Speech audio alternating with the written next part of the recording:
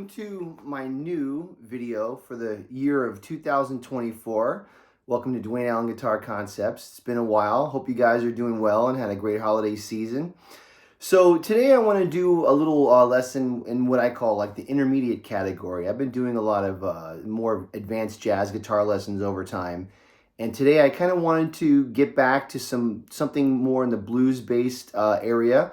One of the things that I love playing besides jazz when I play guitar is I love playing blues guitar. You know, to me, blues is the root of most American music, you know, R&B, funk, soul, all that kind of stuff. It all comes from the blues, right?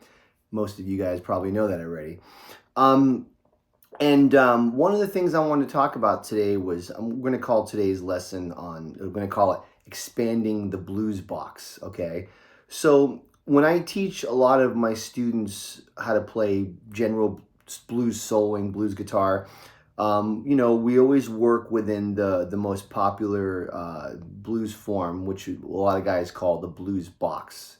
Let me show you that really quick. Okay, so if I'm going too fast, slow the video down. So this is the blues scale that pretty much everybody knows, right? So if we're in the key of G, we're going to start with the first finger on the 3rd fret of the 6th string. We're going to go 1, 4, 1, 2, 3, 1, 3, 1, 3, 4, 1, 4, 1, 4. Okay, so that's a form that pretty much most guitar players know.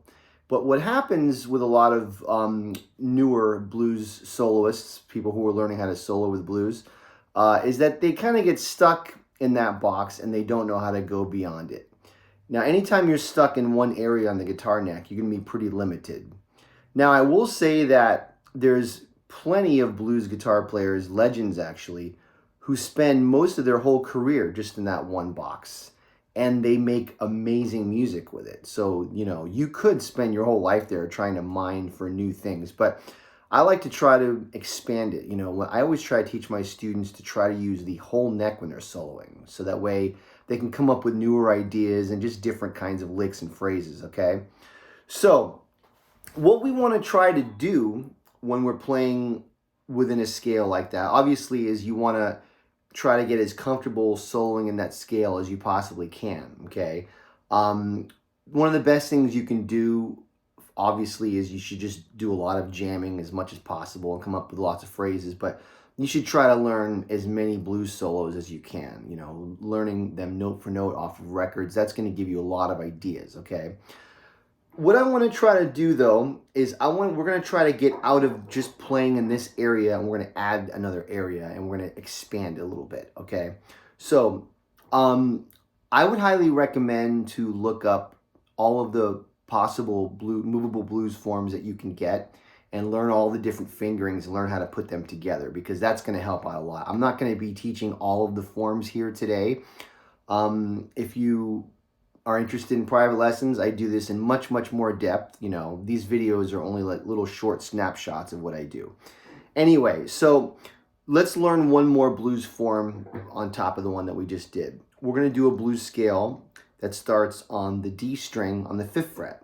So it's going to go 1, 4, 1, 2, 3, and then 6th fret, 1, 3, 1, 3. You can finger that 2, 4, 2, 4, or 1, 3, 1, 3. When I practice the scale, I do 2, 4, 2, 4 like this. But when I'm soloing, I actually use 1, 3. That kind of thing, right? What we want to do is we want to have this one connected to this one. This way, so when we're soloing, instead of just being stuck in this little 4 fret position, now we can add another position, okay? So how do we do that? Well, if you notice, if we play this scale, like starting, say, like with the D string, right? 1, 3, right? Okay, well, that first finger is on the next form, right? So you can always kind of slide up like this. Right? You wouldn't do that as much on that string, but this one you will. So first form here, we have 1, 3, 4. Second form in this 5th position, we have 1, 2, 3. right? So you can, these notes right here are kind of a bridge, right? They're in this form and in this form. That's what we're looking is for bridge notes, I call them. So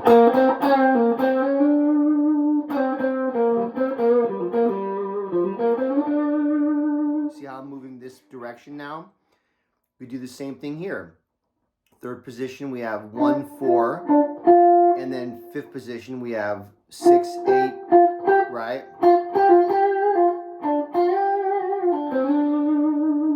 Now, when you're doing the slide up, you kind of, once you do the slide, you're kind of in this form. So you kind of adhere to the fingering that's here. So if I'm going like, right,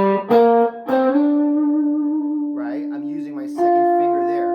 This is a common lick to do where you're going to go 5, 3, slide 5 to 7 to the 6th fret, right? And then work your way back down. That slide there, 6 to 5.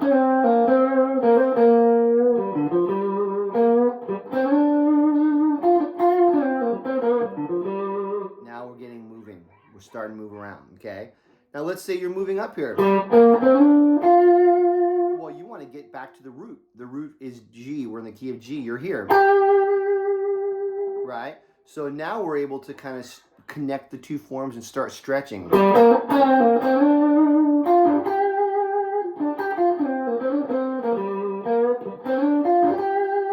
And then we can add the first string on this position, which is 6 and 8. So we're blending the two forms.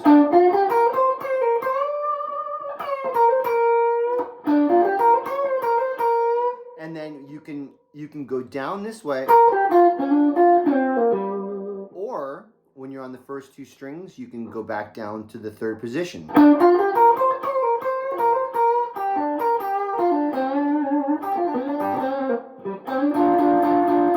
can play these two notes together. That's what we call a double stop. That sounds great.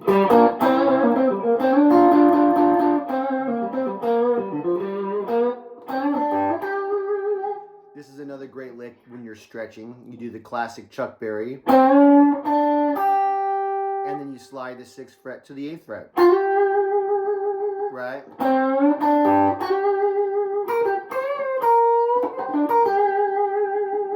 Okay. So let's see if we can put that together a little bit. And I'll play it with the backup tracks. And I'm just going to do those two areas, okay? Here we go.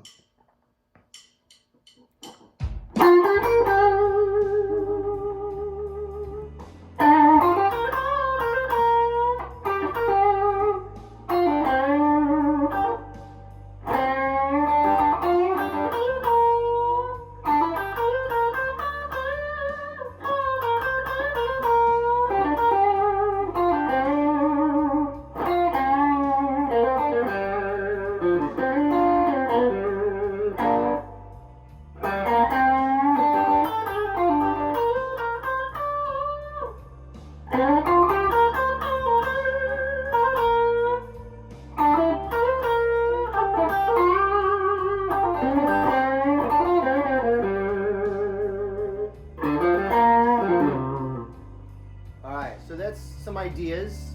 Okay. Now, sometimes when people hear me playing, they're thinking, oh man, you're not just playing the scale. You have all this vocabulary and different phrases and stuff like that. Yes, that's from learning lots and lots and lots of great blues solos. One of the things I was fortunate enough is that I've always taught guitar my whole life, pretty much. I've been lucky enough to avoid regular jobs as much as possible, but I've always taught guitar. And when I was in high school and college, this was like the late 80s, early 90s, Stevie Ray Vaughan was really big. And when I was younger, I was in heavy metal more, and then I got into jazz. And blues was always kind of on the perimeter of, of what I was doing, but I wasn't that into it as much. And then when I heard Hendrix and Stevie Ray and all that, I started to realize, like, oh my God, I love blues guitar. And my students, week after week after week, would say, oh, teach me this Stevie Ray Vaughan solo. Teach me this Eric Clapton solo. Teach me this Jimi Hendrix solo. And I started learning all these solos note for note and tabbing them out for my students.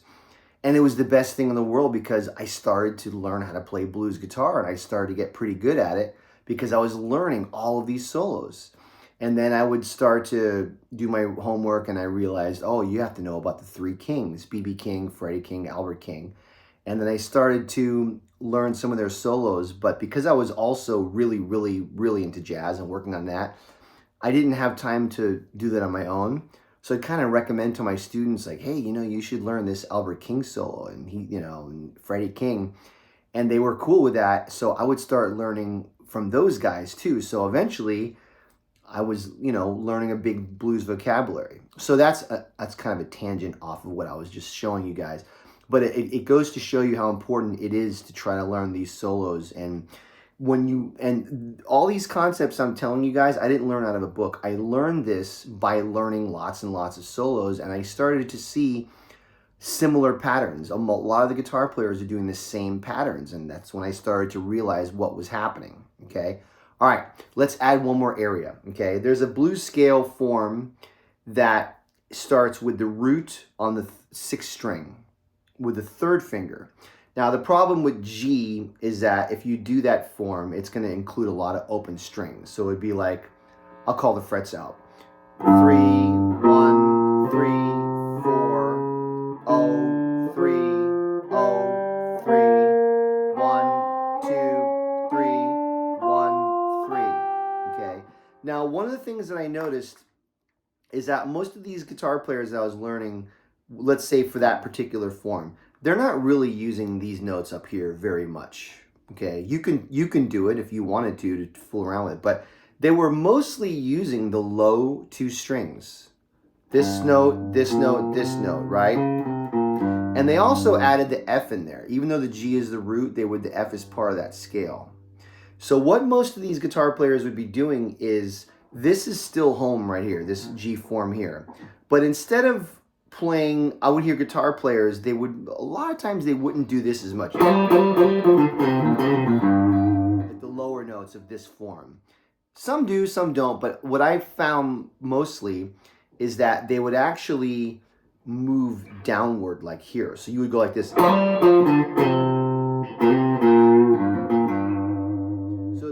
the home is always going to be the root, which is the G here, okay?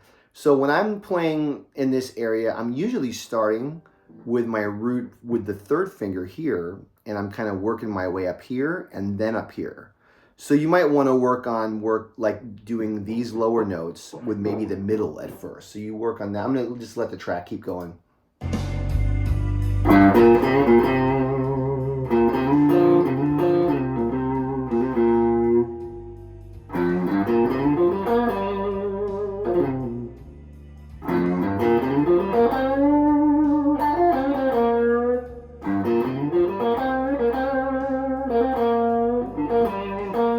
See how I'm going from here to here, right? Okay, so you work on that little area. You've already worked on this with this. Now you see if you can put it together.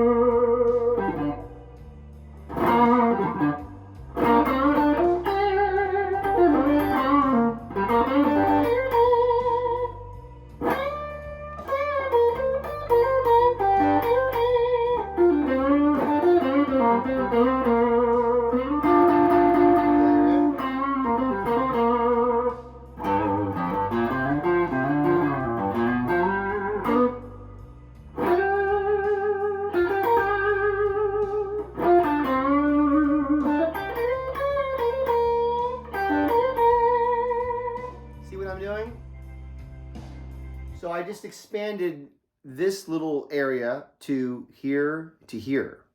Okay. Now, if you wanted to fool around with these notes here, you could. You could do a lot of things, right? I could be going. G is weird because we have open strings. If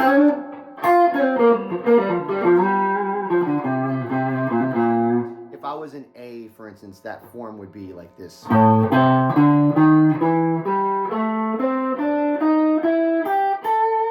that would be a little bit easier. Then you can go.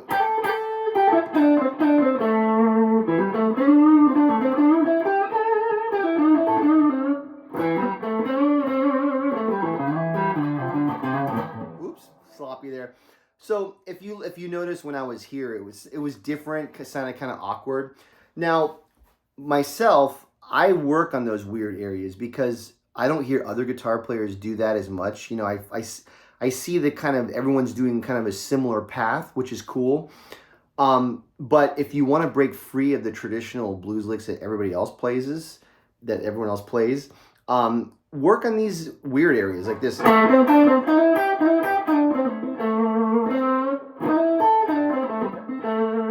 That's kind of a little bit of a different pattern than what you hear most guys do. Once again, I did that in A because G has the open string. This gets a little bit weird. So the moral of the story is you're blending this form with this form with this form. And you're starting to play horizontal. Playing horizontal is all what it's all about. I have a whole video on how to play horizontal. Now you're probably wondering, yeah, but what about all of this part of the neck? Yeah, there's a lot more to cover, which we'll probably do in a later video. But this is a good place to get started. And then there's another little area that we can get into later. I'll try to do another video on this, maybe like a part 2 or something. But work on that. And if you're really into blues, listen to lots of great blues guitar. If you like guys like John Mayer and, Stevie Ray Vaughan and Kingfish or whoever, the newer players, Josh Smith, awesome. These are all great players. You got to listen to who they listen to. I'm all about going to the roots. I'm a jazz guitar player. I went all the way back to Charlie Christian. I consider myself a modern jazz guitar player. I love Rosenwinkel and all those guys, but I went all the way back to do my homework because I care. I want to be as authentic as I can. So that's me. That's the way I do it. Anyway, if you enjoyed the lesson, please hit like, please hit subscribe. Most of my lessons are more advanced jazz guitar lessons. But I'm a blues player too, so I like to teach that as well. If you are interested in private guitar lessons, hit me up. This is what I do for a living. These videos are just little snippets of the bigger things that I do on my own. So anyway, hope you guys have a great day, and I look forward to seeing you again soon.